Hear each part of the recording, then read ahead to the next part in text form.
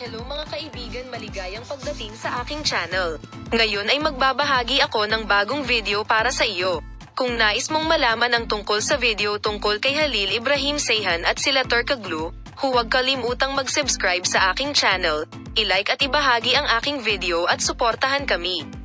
Ngayon ay lumipat tayo sa aming video.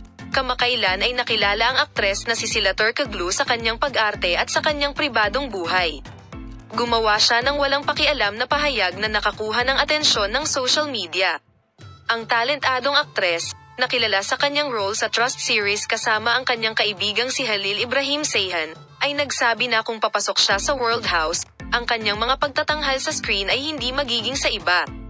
Ang masayang pahayag ni Compass Turkoglu sa isang kamakailang panayam ay nagdulot ng isang alon ng haka-haka at paghanga sa mga tagahanga na mahilig sa chemistry at pagkakaibigan sa pagitan ng dalawang aktor. Ang paglalarawan ng tatlo sa mga karakter na sina Seher at Yaman na nasa kustodiya ay nagkaroon ng malalim na resonance sa madla, at ang pahayag ni sila Turkoglu, na isang mahalagang salik sa tagumpay ng serye, ay nagbigay liwanag sa malapit at mapagmahal na relasyon na ibinahagi niya kay Halil Ibrahim Ceyhan.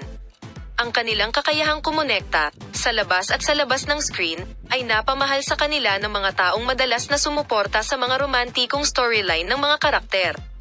Ang kaguluhan ng pagpasok sa World House mula sa Halil Ibrahim Ceyhan at sila Turkoglu ay nakatanggap ng malaking pagpapahalaga sa social media.